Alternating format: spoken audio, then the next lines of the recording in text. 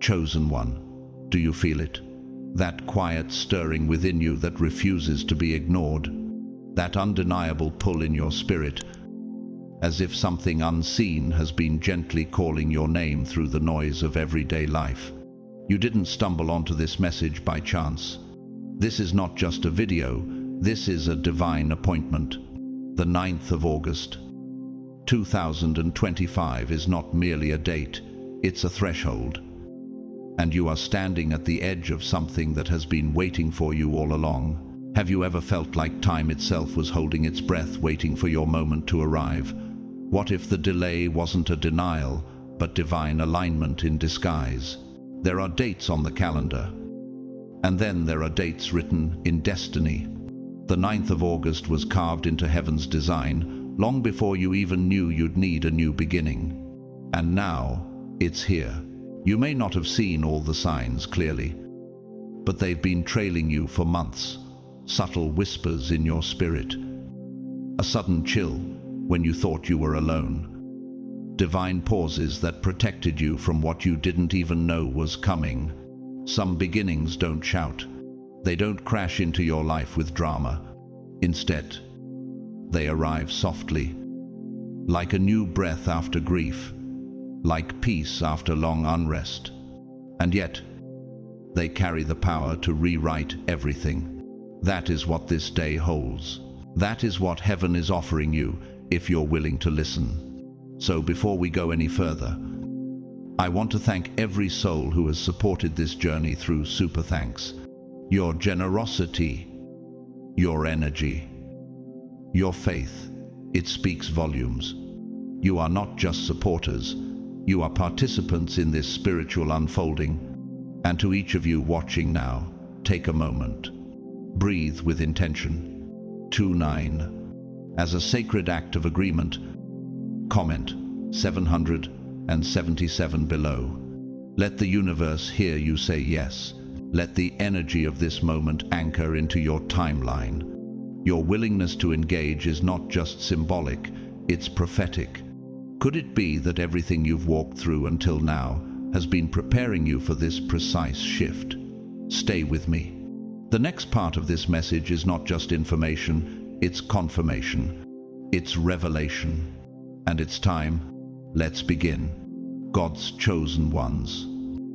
Heaven has appointed the 9th of August, 2025, as your new beginning. Listen.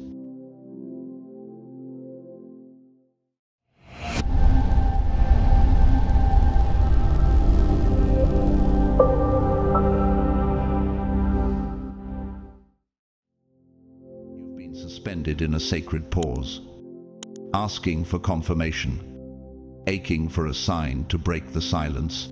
How many times have you stared at closing doors, not knowing whether they were rejections or redirections? How often have you questioned if the silence from heaven was absence or preparation? And now, here it is. August 9 has not entered quietly. It arrived appointed, not by chance, but by divine command, carrying keys in its unseen hands. Keys to identity long buried beneath compromise. Keys to opportunities that were waiting for your maturity, not your perfection. Keys to divine timing that refuses to be rushed. Can you sense it? Something in your world has stopped. Not to punish you, but to reposition you. Heaven doesn't deal in random restarts.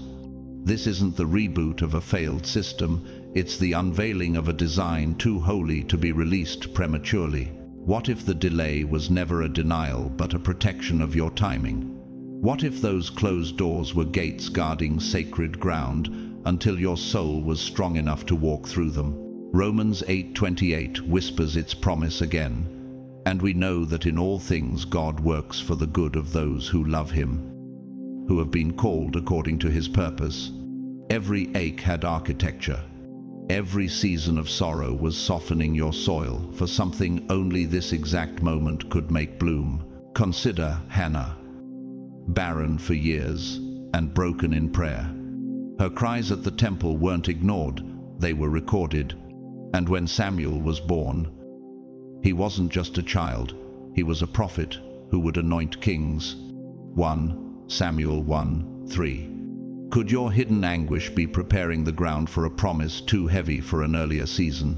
You may have felt forgotten. You may have wondered if you disappeared while others flourished. But chosen ones are often hidden before they are revealed. Moses spent 40 years in obscurity before he led a nation. Elijah hid in the wilderness before he called down fire from heaven. Could your season of invisibility be heaven's strategy to shield you until the time of unveiling? The night before the dawn is always the darkest. Have you noticed the weight you carried days before this date arrived? The misunderstood emotions, the invisible battles, the isolation that pressed without warning? You weren't unraveling, you were being wrapped, like a scroll being prepared for its reading. Psalm 126:5 says, "Those who sow in tears will reap with songs of joy." Could it be that your tears weren't wasted, but watering a harvest that could only rise now? Makoto Fujimura, a renowned Japanese-American painter and advocate of the integration between faith and art, spent decades creating abstract works deeply rooted in spiritual reflection. For years, his pieces were misunderstood by mainstream galleries, but his persistence birthed a movement. His art is now displayed globally and studied by theologians and artists alike. His Silence and Beauty series, inspired by suffering and redemption, became a centerpiece at sacred art exhibits around the world. He wasn't hidden by rejection, he was hidden by heaven's timing. Aidan, a quiet janitor in a massive hospital who prayed silently over every patient room he cleaned. No one knew his name, until the day the hospital's director was diagnosed with cancer. And miraculously, that floor saw an unexplainable recovery rate. Aidan's prayers became a ripple of healing. What unseen seeds have you been planting that are now ready to bear fruit? Like the forest that burns, so that new life can emerge from ashes. Some of your recent heaviness may have been heaven's fire clearing space for renewal. Could your most misunderstood moments be the very signs of heaven's preparation? So here you are, not at the end, but at the threshold, not facing emptiness, but holding keys. The heavens have not forgotten you. They have been arranging the moment for your emergence. The 9th of August is not just a day, it's the doorway. Will you walk through? Yet, this emergence is nothing like striving. It is the soft landing of favor after a long descent through silence. Can you sense the shift? The way your name seems to be carried into places your feet haven't touched. Doors are no longer waiting to be knocked upon. They are being opened from the inside. How do you explain the peace that showed up without warning? The sudden stillness that felt like a signal rather than a pause. What changed when nothing seemed to change? That was heaven aligning things beyond your line of sight, but not beyond your spirit's reach. Moments like these echo the life of David, the shepherd boy anointed in secret while his brothers watched in confusion. 1 Samuel 16. He didn't seize his calling, he was summoned into it. Favor does not ask for your resume, it seeks your readiness. Could it be that the battles you thought were setbacks were the very training ground for your anointing? The book of Isaiah reminds you, at the right time, I, the Lord, will make it happen. Isaiah 60:22. This isn't a matter of coincidence, it's choreography. What you once believed was lost time is now revealed to be preserved time, like Sarah, who waited beyond the natural limits of motherhood, only to laugh with joy at what heaven fulfilled. Genesis 21. Have you been measuring your life by delay when heaven has been measuring it by alignment? Picture this not through force, but through alignment. An astronaut doesn't launch when they feel ready, but when the orbit aligns perfectly. Could this be the orbit of your soul syncing with destiny? Has your quiet obedience been drawing invisible gravity toward open heavens? Una was a struggling composer in Berlin who spent years sending out music no one responded to. She thought perhaps she had misread her calling. Then one night, her melody was played by accident during a gallery exhibit live stream. It reached a filmmaker in Argentina who commissioned her for an entire film score. That piece went on to win an international award. Una never forced the door open. It opened when time caught up with her sound. What if your sound has already been released into the atmosphere, and now it's returning with favor? N.T. Wright, the renowned theologian and former Bishop of Durham, once said, "When God acts in history, it often looks like a whisper before it echoes across eternity." Could the moment you're living now be that whisper turning into a wave? Jesus himself walked into his public calling, not with spectacle but with surrender. At the wedding in Cana, John 2, he didn't announce himself, he simply responded when the moment arrived. Water turned into wine, not through striving, but through timing. Could the version of you've only seen in glimpses be surfacing not because you pushed, but because heaven pulled? What if the favor you're seeing isn't random, it's recognition? What if this version of you was not born from ambition, but from surrender? What if your only job now is to say yes, not out of fear of missing out, but out of trust in the one who never missed you? Like the desert after rain, the ground may have looked barren, but beneath the surface, seeds have been stirring. Now, green shoots rise in places you had given up on. And here you are positioned, not by pressure, but by promise. You've seen it before anyone else did. In dreams that refused to fade. In moments of stillness where visions interrupted the silence. In longings that couldn't be explained. The world may be surprised by what's rising from your life, but your spirit recognized the blueprint before the first door opened. Could the recurring image in your heart be prophecy rather than imagination? Could the longings you suppressed have been divine instructions waiting for permission? This is not a sprint, it's a sacred unveiling. You're not racing toward approval, you're aligning with identity.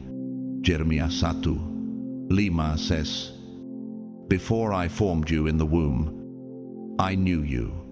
Before you were born, I set you apart." If heaven has already authored your path, why fear what hasn't yet unfolded? The confusion that once kept you paralyzed is now being displaced by clarity born from obedience. What if peace is not the absence of battle, but the presence of divine direction? Gideon knew this tension, hidden in fear, threshing wheat in a winepress. He was called mighty warrior long before he believed it. Judges 6. His calling didn't emerge from ambition, it emerged from surrender. Have you been disqualifying yourself from a path heaven already approved? You are not missing anything. What looked like delay was divine preservation. What you called wasted years were actually hidden years. Hidden like Jesus in Nazareth, growing in wisdom before public miracles ever occurred. Luke 2:52. Could your silence be sacred? Your obscurity intentional? The burden is lifting not because life got easier, but because alignment makes weight feel lighter.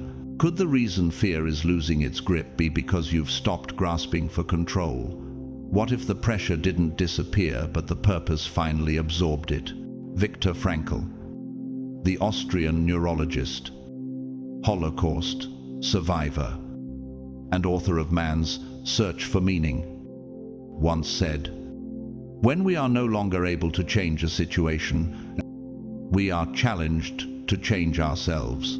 Have you noticed that something internal shifted before the external ever moved? That's because inner authority always precedes outer transformation.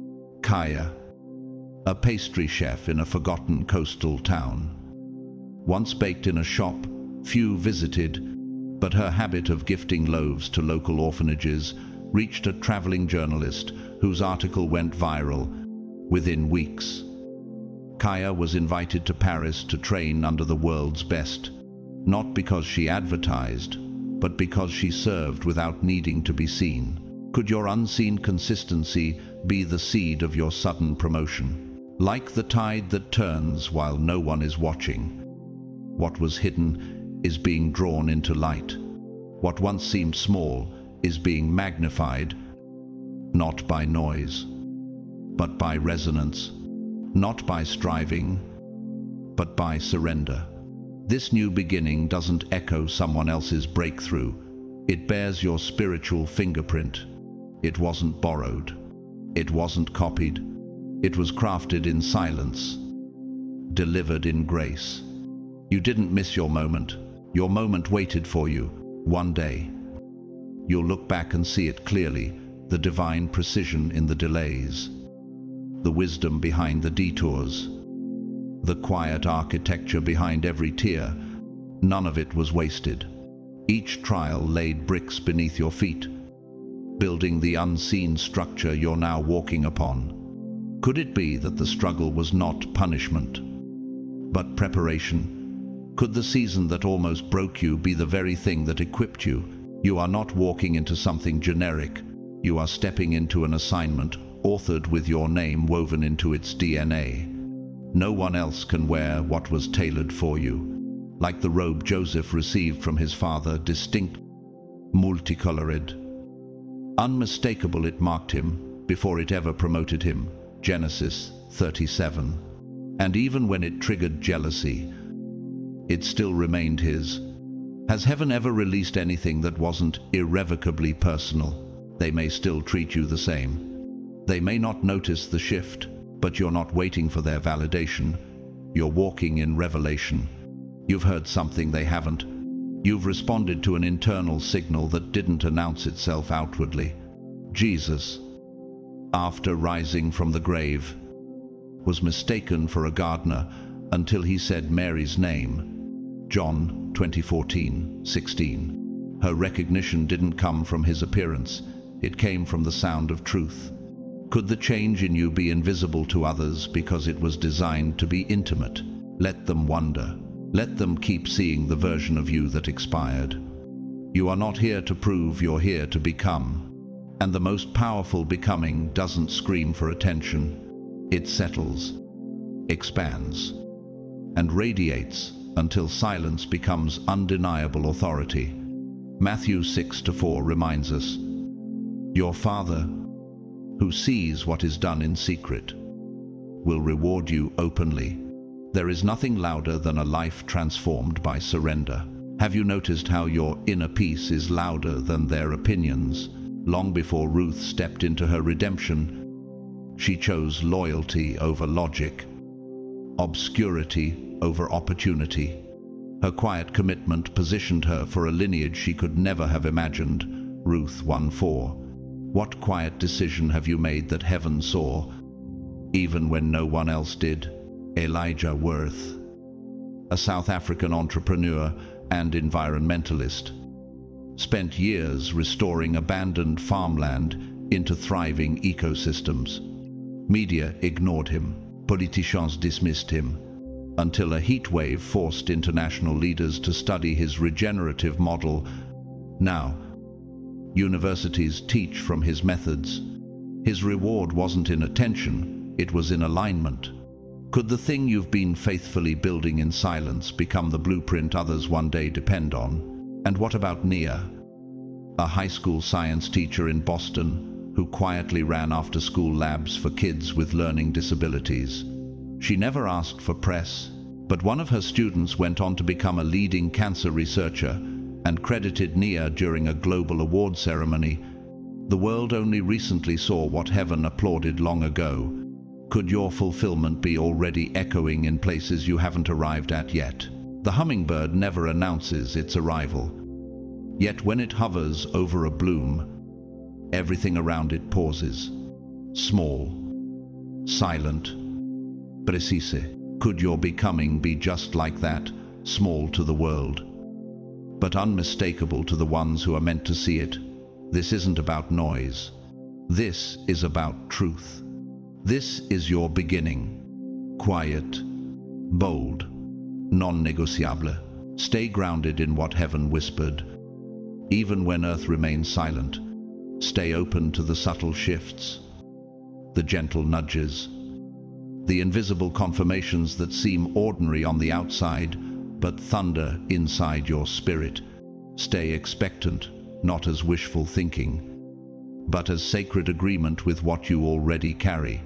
Could it be that your expectation isn't hope in motion, but destiny remembered? This isn't just a new beginning, it's a movement. One, your spirit joined before your mind fully understood. You're not walking empty-handed. Favor walks with you. Protection walks with you. Heaven walks with you. A Psalm 91, 11 declares, "For he will command his angels concerning you to guard you in all your ways." Have you noticed that your steps feel more certain lately, not because the road is easier, but because the instruction is louder? Mary, the mother of Jesus, received a word that changed the world, yet she held it quietly in her heart. Luke 2:19. Could it be that you don't need more proof? You just need to protect what you've already received. Divine confirmation doesn't always come with fanfare. Sometimes it's as soft as a moment in prayer when your fear finally breaks. You didn't need the world's applause to begin. You just needed heaven's nod. And you got it. The 9th of August was not just a date, it was an ignition. The whisper you received wasn't imagined, it was your yes turning into forward motion. That's why the path is no longer foggy. The detours have dissolved, not because they disappeared, but because they're no longer distractions. Could it be that the clarity you've been waiting for wasn't in the future, but in the decision to trust?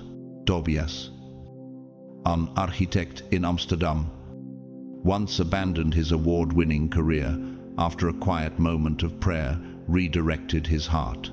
He moved to a remote region and began designing schools for war-displaced children. Years later, one of those children became a leader who rebuilt her country and cited Tobias's school as the place where her hope was born. He didn't chase impact, he followed alignment. Could your quiet yes become someone else's doorway? You may still look the same outwardly. Your home, your desk, your daily routines may remain unchanged. But something in the atmosphere around you has shifted. People will begin to pause mid-sentence. Their language around you will soften, not because you changed your clothes, but because you changed your charge. Could it be that heaven's frequency now rests on your life, like fragrance on fabric? Jan Martel, Canadian author of Life of P, once said, "To choose doubt as a philosophy of life is akin to choosing immobility as a mode of transportation." Your doubt has been replaced. Your movement has begun. Philippians 1-6 reminds you, "He who began a good work in you will carry it on to completion until the day of Christ Jesus." What started in stillness is gaining momentum. Have you felt how struggle no longer has the same access to your energy? That's because struggle was tied to the old you, and that version has expired. Rami, a retired violinist in Athens, spent his afternoons playing to stray animals in the park. People thought he was eccentric, but when a journalist filmed his gentle melodies and posted it online, millions resonated with the peace he carried. He was soon invited to perform at a peace summit for leaders from nations in conflict. His music didn't change, it was the world that finally heard it. Could it be that what you carry has always been valuable? It just needed divine timing to be recognized. Like the aurora borealis that lights the sky without announcement, your light is beginning to dance in places that once seemed unreachable. Not because you forced it, but because heaven released it. You're not waiting anymore. You're walking, not guessing, not surviving, testifying, because time watched you trust. And now it's echoing back, your faith in full color. Time has spoken on your behalf. Not as a whisper this time, but as a decree. A divine decision has been made, and the evidence is in the release you feel in your chest. What once sat heavy like stone now lifts like mist. Has your soul noticed the shift before your circumstances even changed? Could it be that the transformation already happened in the realm that truly matters? The most powerful turning points rarely begin on the outside. They happen within, when something ancient finally breaks. When permission is no longer needed, and when you stop negotiating with fear. Romans 12:2 reminds you, be transformed by the renewing of your mind. That renewal is what ushered in this beginning. Not fireworks, not fanfare. A quiet death of the self that kept you small. The expiration of a mindset that always looked outside for what God already planted inside. Moses didn't become a leader at the moment he faced Pharaoh. He became one the moment he stopped running from who he truly was. Exodus 3. Could your moment of emergence have already occurred when no one was looking? August opened with holy disruption. It exposed every part of you that could no longer come forward. What if the weight you were carrying wasn't just exhaustion, but resistance to a life you had outgrown? And now that resistance is gone, replaced by presence, can you feel the clarity settling into your bones? The boldness you once only prayed for becoming your default posture. Clarence, a retired Marine living in Lisbon, spent decades haunted by PTSD, avoiding public life. But one morning in early August, he walked into a youth center and offered to teach discipline to at-risk teens. His story spread, not because of his medals, but because of the peace he carried while mentoring. People couldn't explain the shift, but Clarence knew it wasn't therapy alone. It was spiritual realignment. Could your pain have been carrying a hidden ministry all along? Author and Nobel Peace Prize winner Malala Yousafzai once said, "When the whole world is silent, even one voice becomes powerful." That voice now echoes inside you, not to shout, but to stand. Have you realized you no longer flinch when overlooked? That's because heaven never blinked. You've been underestimated by those who confused your gentleness with weakness. But gentleness forged in fire is strength purified. Job's story wasn't just about suffering, it was about being trusted with it. Job 23:10 says, "But he knows the way that I take. When he has tested me, I will come forth as gold." Could it be that your greatest strength was shaped not in your victories, but in the silence between battles? Iris, a florist in Prague, used to cry quietly behind her flower stand, every morning grieving the loss of her husband. Yet she kept arranging blooms as if she were healing the world with color. One morning, a traveler bought a bouquet and returned weeks later with news. The flowers were in her mother's hospital room the moment she woke from a coma. The traveler said, "The room smelled like life." Iris had no idea her persistence had carried resurrection. Could your unseen offerings be carrying revival in places you'll never step, like a volcano that looks like a mountain until it erupts? You have appeared quiet while something massive formed inside. But now, the earth is about to feel what heaven already confirmed. You are not emerging, you have emerged. You are not becoming, you have become. And this world, the one that mistook your silence for passivity, is about to witness glory disguised as resilience. You weren't just surviving, you were sharpening. You were growing roots in places no one applauded. You were cultivating strength in hidden chambers where no spotlight ever reached. And now, what seems sudden to others is simply harvest to heaven. Can the world even begin to comprehend the years of obedience it took for this moment to arrive? What if what looks like overnight success is actually overdue destiny? This is not a soft entry, it's a spiritual unveiling, a reintroduction to the world, not of someone reinvented, but of someone finally revealed. Faith has taken the lead now, and fear no longer has a seat at your table. Galatians 6:9 says, "Let us not grow weary in doing good, for at the proper time we will reap a harvest if we do not give up." Have you realized that the proper time isn't in the hands of people, it's in the rhythm of heaven? Naomi thought her story was over. Bitterness had even renamed her, but restoration was just beginning. Through Ruth's faithfulness and Boaz's obedience, Naomi was given legacy again. Ruth 4.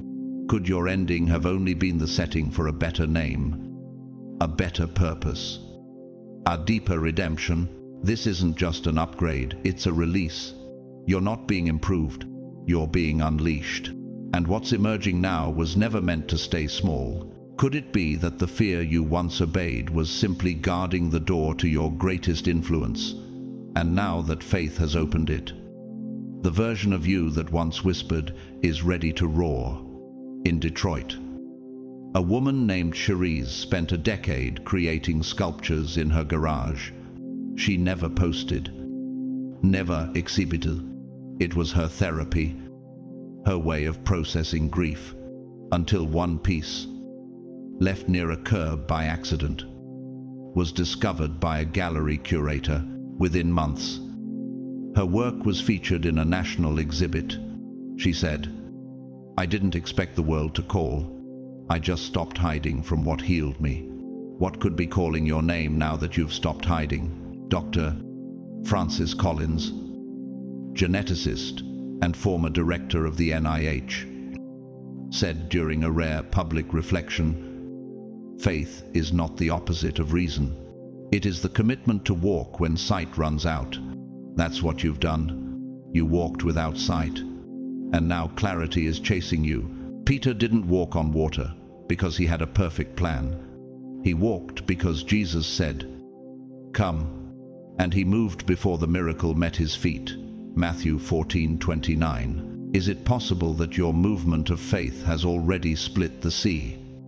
Even if you haven't seen it yet, could it be that this version of you, this bold, healed, Holy Spirit-aligned version wasn't born from breakthrough, but from becoming? That the old version wasn't wrong, just unfinished, that the shaking was never to destroy you, but to strip away what couldn't carry the next glory.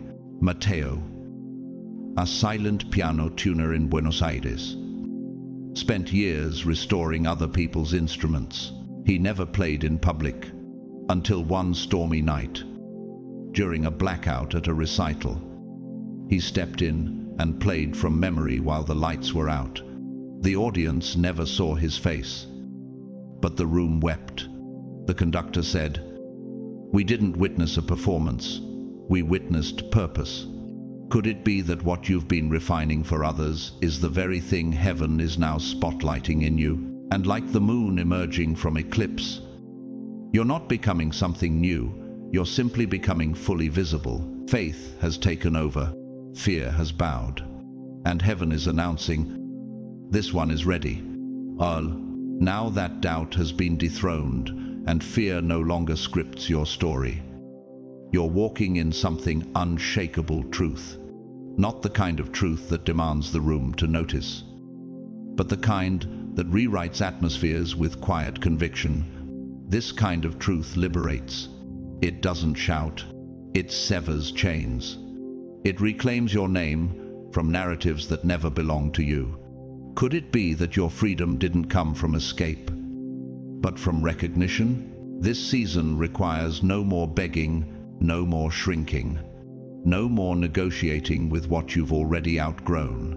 You've been marked, not with labels, but with purpose.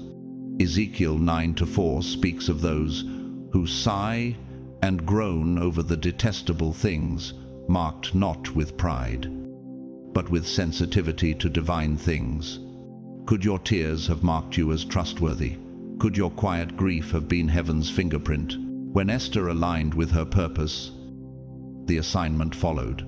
She didn't chase the crown found her obedience. Esther 2:4.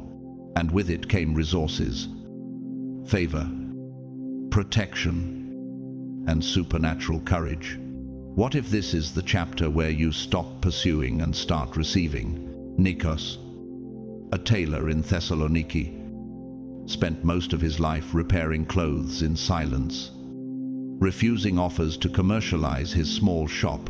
One day, a diplomat visited, noticed a rare stitch pattern Nikos used, and commissioned him to design ceremonial garments for international events.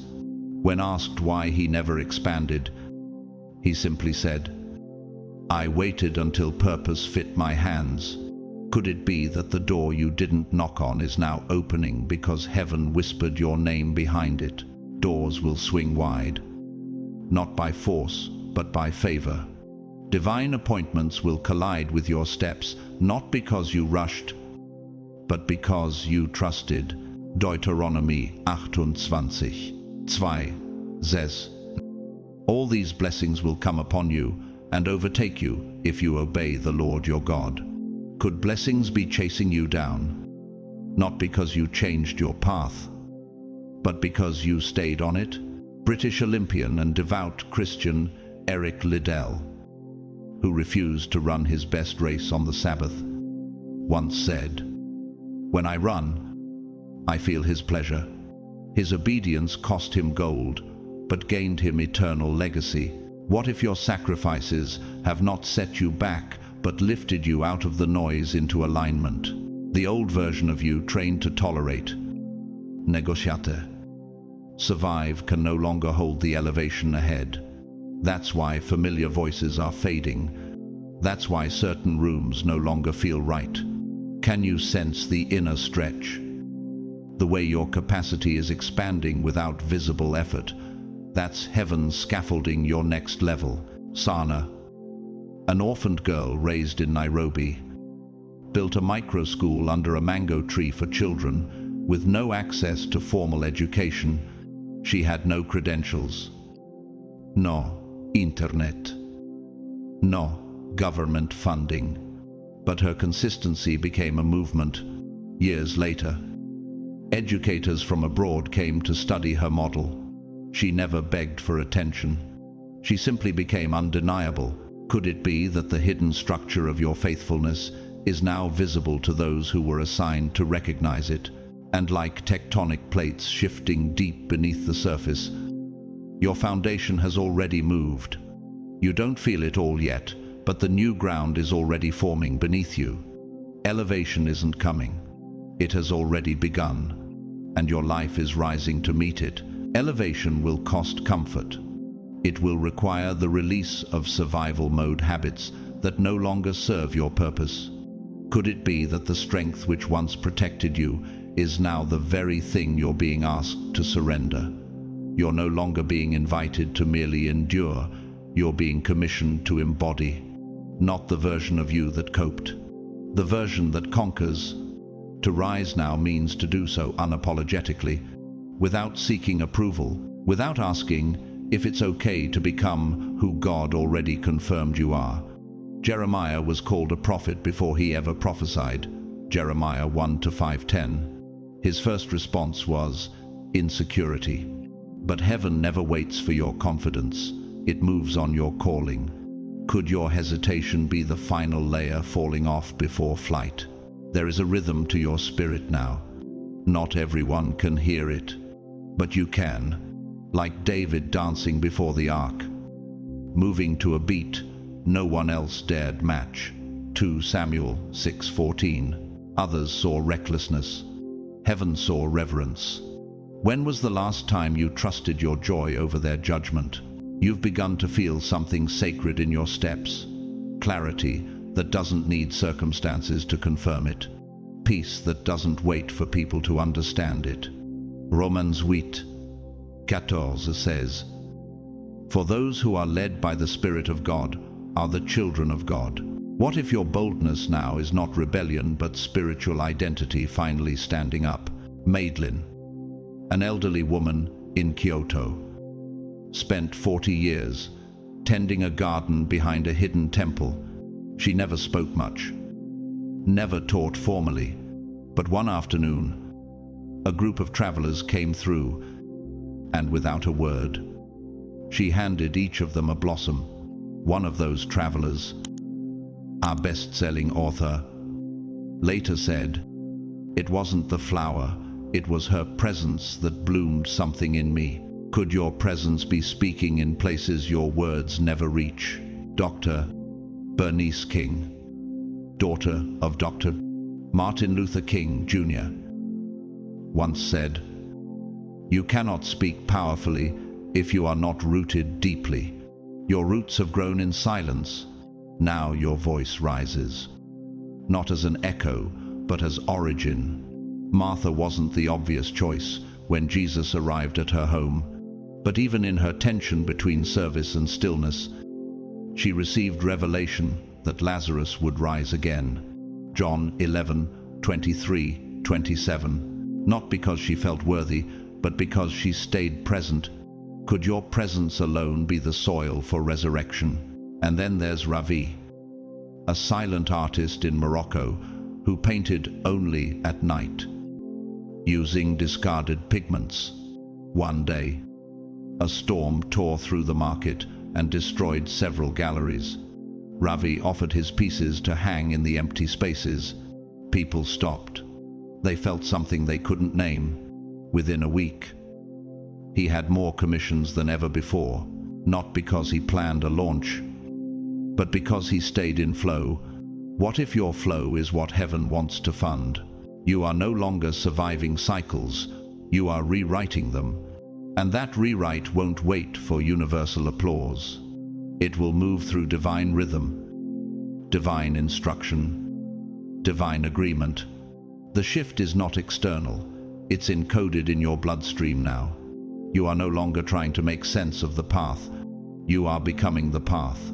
On the 9th of August, heaven didn't just mark you with a promise, it marked you with proof. Proof that pain was never wasted. Proof that pruning had purpose.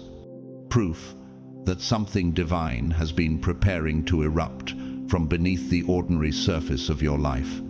Have you realized how many closed doors were actually veils hiding the masterpiece in progress? Could the silence of past seasons have been sacred rather than empty? This isn't a fresh start. It's a fulfilled prophecy. The reason nothing worked the way you planned was because heaven had already scripted something that couldn't be built on old blueprints. Isaiah 43:19 says, "See, I am doing a new thing, now it springs up. Do you not perceive it?" What's emerging now didn't come from ambition, it came from alignment.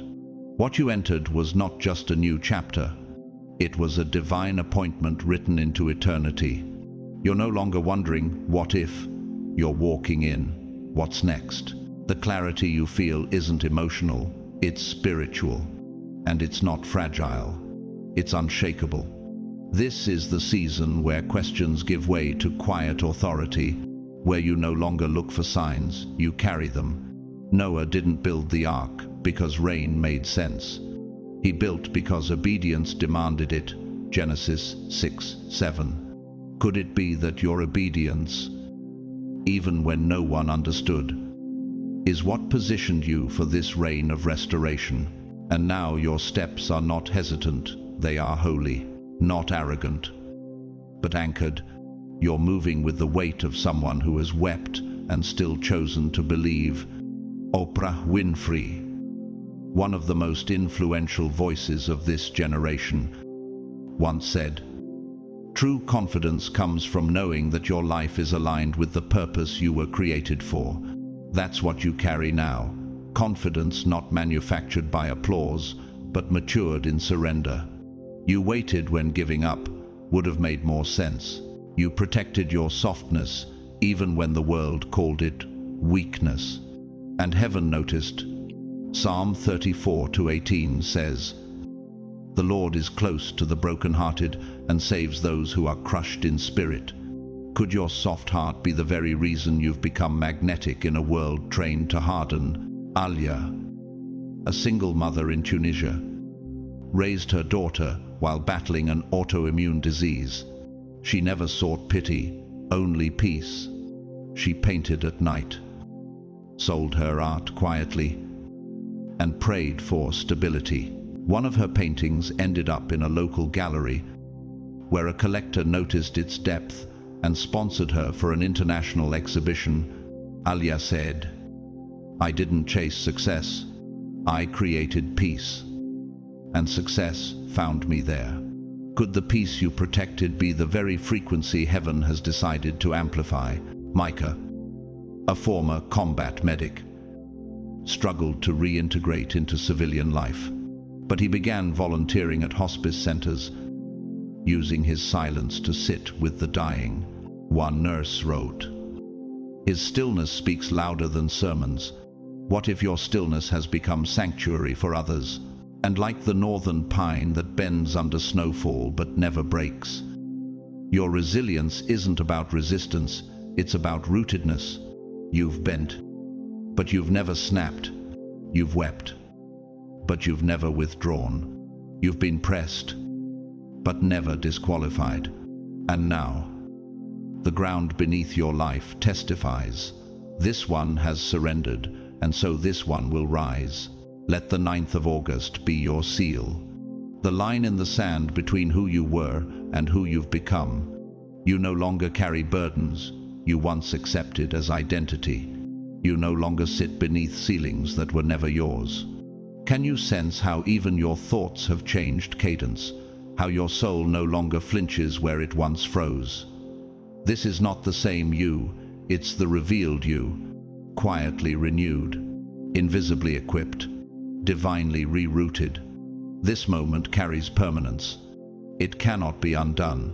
Heaven did not simply observe the 9th of August, it orchestrated it. Revelation 3-7 speaks of the one who opens and no one can shut, and shuts and no one can open. What if this wasn't just a door, it was the switchboard of your destiny being activated? The echo may not have reached your ears, but your spirit heard it clearly. You've stepped into divine acceleration. The slow pace that once exhausted you has been replaced with flow. The fear that clung to delay, to abandonment, to failure, it no longer has clearance in this atmosphere. Could your very frequency be what's unlocking what force never could?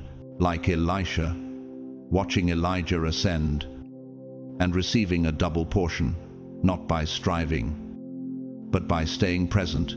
2 Kings 2-9-15. Could the shift you've stepped into be a mantle rather than a promotion? You are now in motion, not chaotic motion. But divine choreography. Every step is synchronized to something heaven declared before you were born. Ephesians 2:10 reminds you, "For we are God's masterpiece, created in Christ Jesus to do good works, which God prepared in advance for us to do." You're not figuring it out, you're flowing into what's already written. In Sydney, Lucien, a software engineer known for his precision and quiet nature, developed a side project to help the visually impaired navigate cities. For years, no one paid attention. But one day, after helping a lost child find her way home, his app was mentioned by a local reporter. That article led to international funding, partnerships, and global rollout. Lucien never changed his tone, only his timing shifted. Could your obedience be catching up to its appointed hour? T.D. Jakes, pastor and visionary leader, once declared, "You cannot conquer what you will not confront. You cannot elevate what you will not separate from." On the 9th of August, your spiritual separation was complete. From old timelines, from broken identities, from narratives that no longer match your calling. Layla, a street musician in Istanbul, had been playing for 10 years without recognition. But on the 9th of August, a video of her singing to a homeless child went viral. not because it was loud, but because it was pure. Record labels reached out, not to mold her, but to amplify what was already whole. What if your purity has become your signal, and like lightning that strikes without rehearsal, you're not building momentum, you are momentum. Your presence is no longer waiting for permission. Your vibration has broadcasted what words never could. I'm ready. And heaven heard you the first time. This was never about what you owned. It's always been about who you became. Possessions shift, but identity endures. The 9th of August didn't demand a flawless record. It simply required your alignment. Could it be that your yes carried more power than any detailed plan you thought you needed? That your surrender was more strategic than any system? You've now exited the timeline of human expectation. You've entered God's calendar, where delays are developmental and acceleration is spiritual. Ecclesiastes 3:11 reminds us, He has made everything beautiful in its time. And when divine time meets divine identity, movement becomes miraculous. Could that be why your inner peace now overrides the pressure to explain? Don't expect the journey ahead to be linear. This next season will be navigated by sensitivity, not strategy. Faith will take you to coordinates your logic has never charted, and when you arrive, you'll know, not because it all makes sense, but because your spirit will settle, like Abraham, who was called to go without knowing where, only knowing who. Hebrews 11:8. Could your uncertainty be sacred? Not lacking. In Tokyo, Rainer, a linguist who abandoned academia to teach art to children with autism, once said, "My plans had logic, but my pivot had life." She left tenure behind, and joy found her on floors covered in paint and paper scraps. Now her curriculum is being used in special education programs around the world. Could your pivot become the proof of purpose? Words will come from your mouth that you didn't rehearse, but they'll carry weight, not volume, but vibration, not control, but clarity. 1 Corinthians 2:13 speaks of words taught by the Spirit, explaining spiritual realities with Spirit-taught words. What if heaven has now entrusted you to speak things your former self wouldn't dare declare? Joan of Arc, teenage warrior and mystic, once said, "I am not afraid. I was born to do this." She didn't have the military credentials, but she had divine conviction. Her courage wasn't crafted in training, it was downloaded in surrender. Have you noticed that your confidence isn't louder, but deeper? Sein, a chef in Marrakesh, once clung to his family's failing restaurant out of obligation, but on the 9th of August, something shifted. He gave away the last of their food to a group of travelers free of charge. One of them turned out to be a culinary critic documenting soul-led kitchens. Within months, his eatery became a retreat for international guests. Zayn didn't seek fame. He followed flow. Could your generosity be the access key? And like migrating birds that find direction not from maps, but magnetic pull, you're now navigating through an unseen intelligence. You may not have explanations, but you carry knowing, the kind that doesn't just respond to logic, but releases it when faith takes flight. This is not about force. This is about flow. And you're flowing now, not with certainty of steps, but with confidence in alignment. This is spiritual intelligence in motion. This is the new you, not calculating, but trusting. Let this truth anchor in your spirit.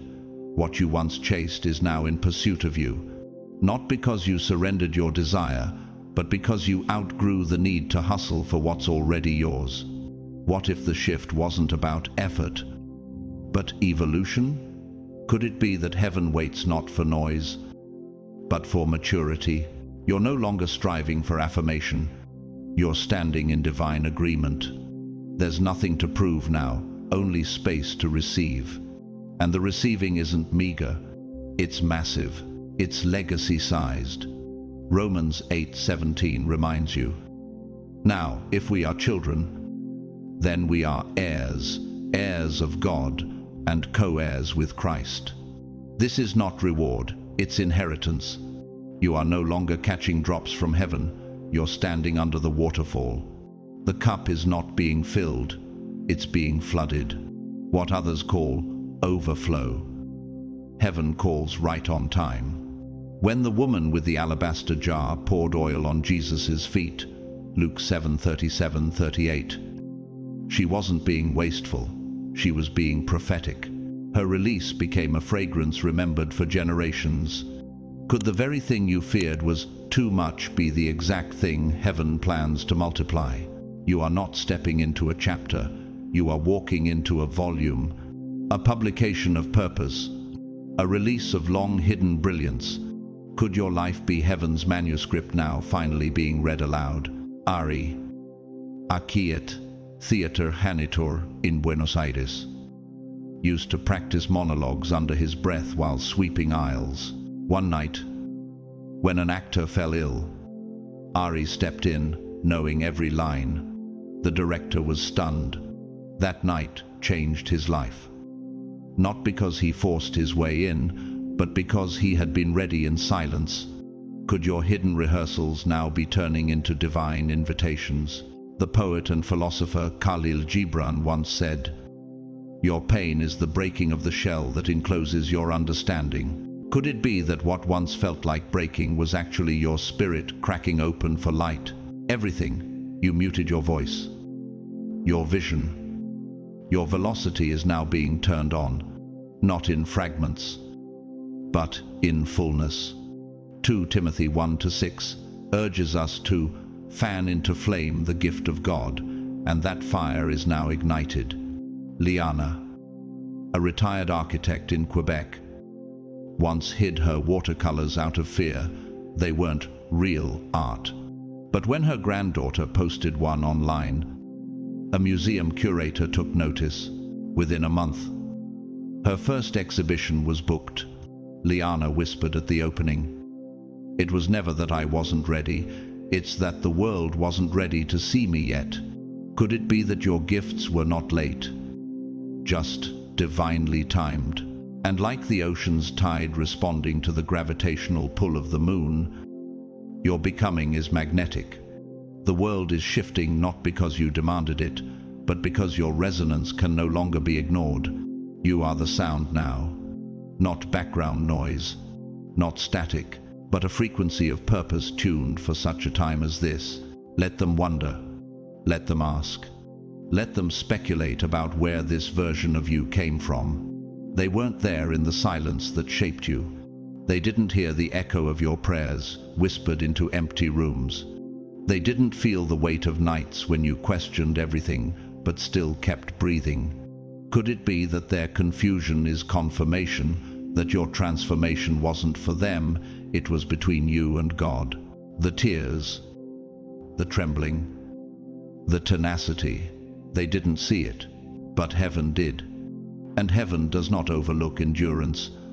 Galatians 6:4 says, "Each one should test their own actions. Then they can take pride in themselves alone, without comparing themselves to someone else." You didn't get here by imitation. You got here by consecration. Your rising isn't rebellion, it's reverence. You're not flaunting, you're fulfilling. This is the unveiling of the you that was always encoded, always intended, always covered until the right hour, like Samuel, anointed as a boy but revealed in timing. 1 Samuel 3:19-20. Could your visibility now be the result of spiritual maturity, not social validation? Ava, a once shy urban gardener in São Paulo, used to tend rooftops alone. Her tiny balcony harvests fed homeless shelters quietly for years. Then a filmmaker captured her routine The footage went viral. Ava said, "I never changed my routine. The world just finally opened its eyes." Could it be that your consistency is now colliding with divine amplification? You are flourishing, not for attention, but from alignment, and that flourishing carries weight, like the cedars of Lebanon. You weren't planted shallow. Salm 92, 12, 13 declares, "The righteous will flourish like a palm tree. They will still bear fruit in old age. They will stay fresh and green. Your roots were grown in unseen places, so your fruit could last." Albert Einstein, known for his genius, but often overlooked for his depth of introspection, once wrote, "Solitude is painful when one is young, but delightful when one is more mature." Could your solitude have been the sacred soil of this manifestation? And Mikhail, a former bus driver in Cape Town, wrote poetry between shifts. He never shared it until one night, at an open mic. He read a single verse. The audience fell silent. That night led to a book deal, not because he chased it, but because he released it. What might be waiting on your willingness to step into light without shrinking? You were forged in private, and now you're being formed in public, but not for applause, for assignment. You've outgrown invisibility, and the light you carry now, quiet, steady, irreversible, cannot be dimmed to comfort anyone's misunderstanding. Like the dawn breaking without permission, your presence now announces itself, not with arrogance, but with authenticity, not with performance, but with power.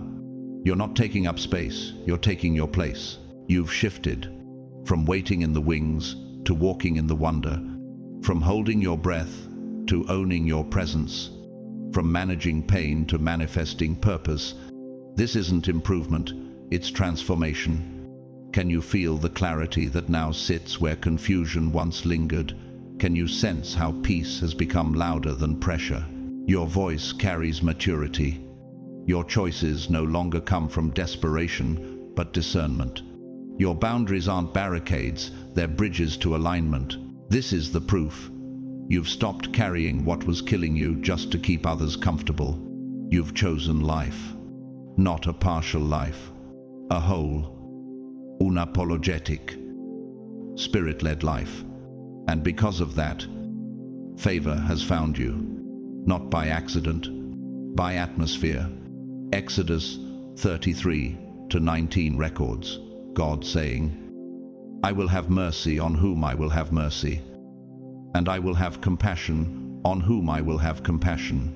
Could it be that you're in a mercy moment, chosen not because of effort, but because of obedience? You no longer knock on closed doors. You've outgrown them. They're being replaced with entrances custom-built for your frequency. What used to ignore you now initiates. What once dismissed you now desires what you carry. This is divine reversal, not just in your environment, but in your essence.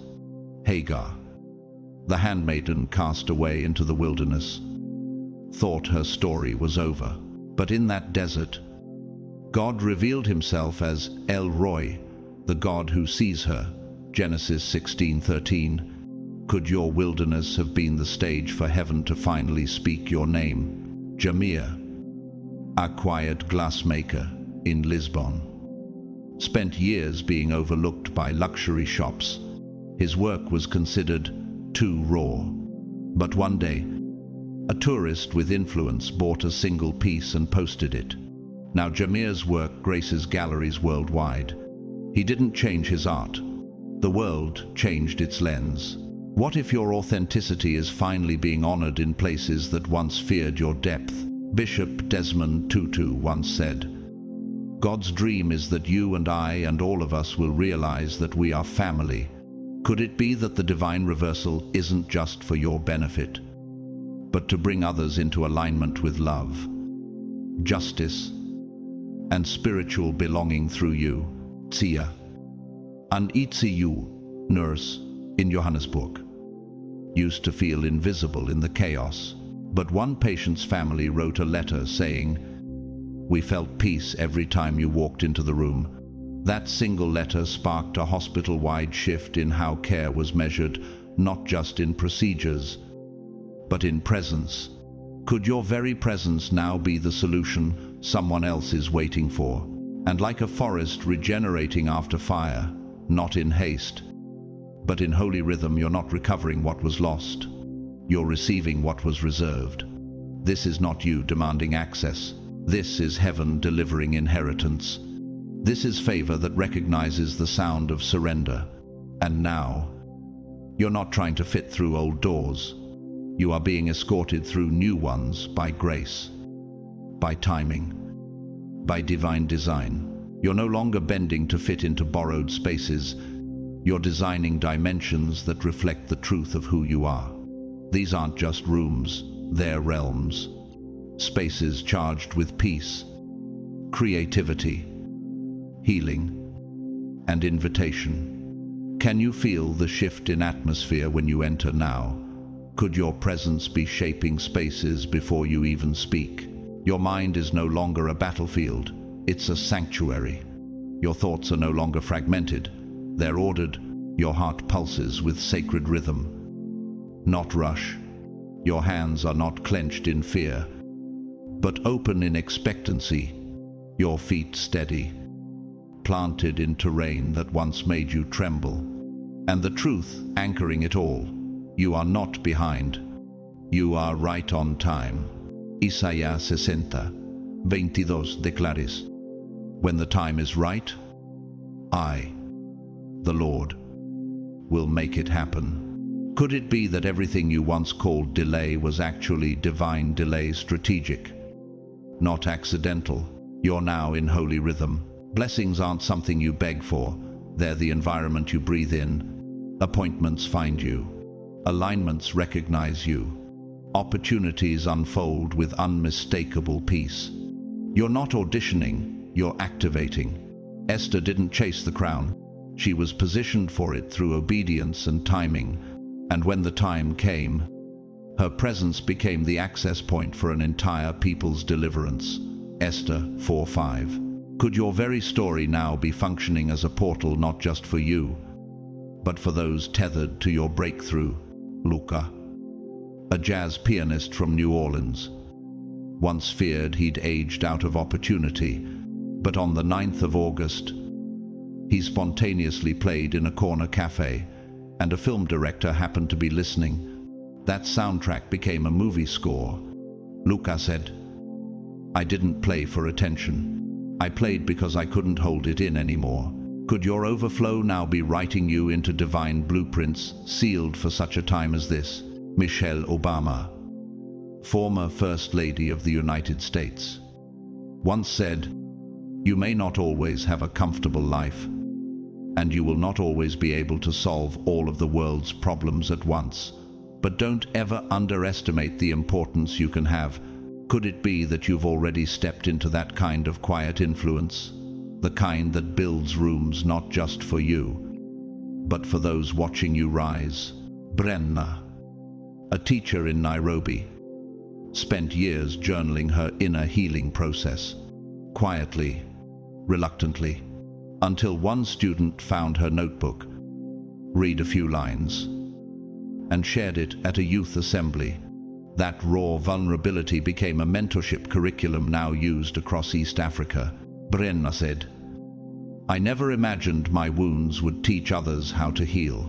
Could your story be the syllabus for someone else's breakthrough? Like the way spring pushes through frozen ground, not because it's loud, but because it's time. You are emerging now, not with noise, but with inevitability. You've become the key. Your experience no longer holds shame, it holds access. Your wounds no longer bleed, they breathe. You are no longer pursuing breakthrough. You are the breakthrough, and those walking near you will sense it, not because you explain it, but because they'll feel the room shift when you walk in. This new beginning was never just about your healing, It's about the healing that will ripple from you. Because you said yes, someone else will find the courage to say yes. 2. Your alignment is now activating alignment in others. Could it be that your breakthrough is no longer personal but prophetic? You're not being asked to play small. You're being invited to stand tall, to expand, to embody authority without arrogance. The season of shrinking, of muting your brilliance, of making yourself palatable just to keep the peace. It's over.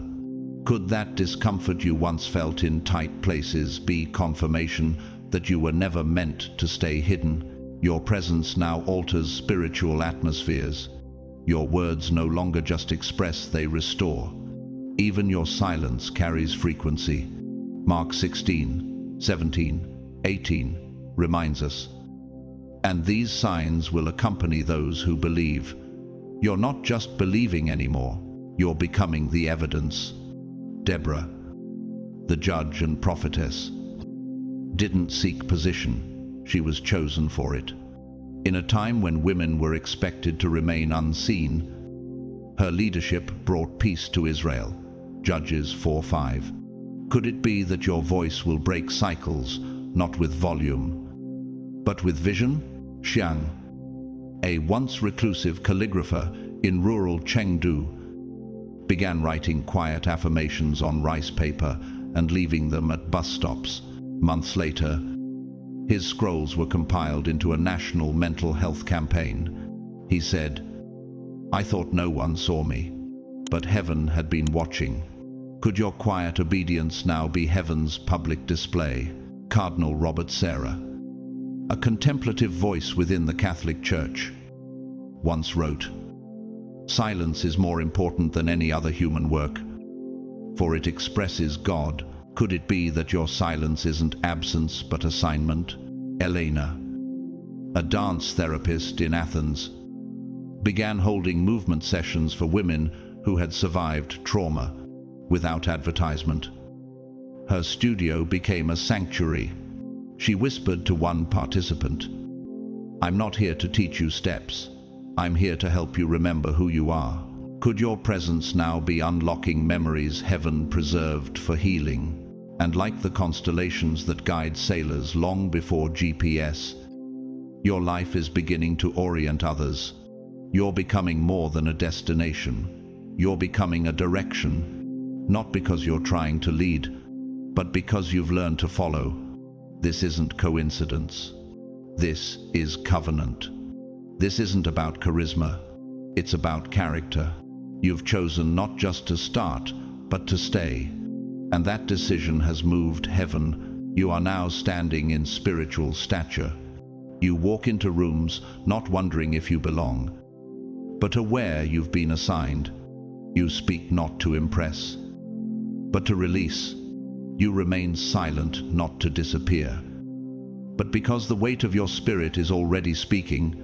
And all of this not by chance, but by the quiet, sacred, daily choice to live fully inside your divine beginning. So lift your head, not as a performance, but as prophecy.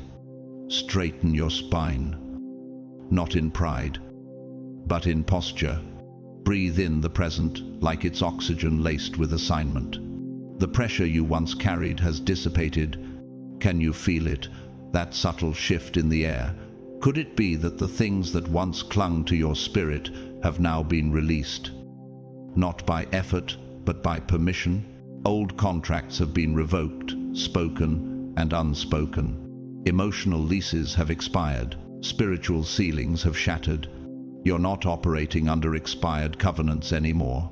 Isaiah 43:19 whispers, "See, I am doing a new thing. Now it springs up. Do you not perceive it?" This is not a suggestion. It's an announcement. Heaven has already moved, and now you're catching up to what's been appointed for you all along. You don't need external approval to walk in internal knowing. The echo you feel inside that gut deep yes is not delusion.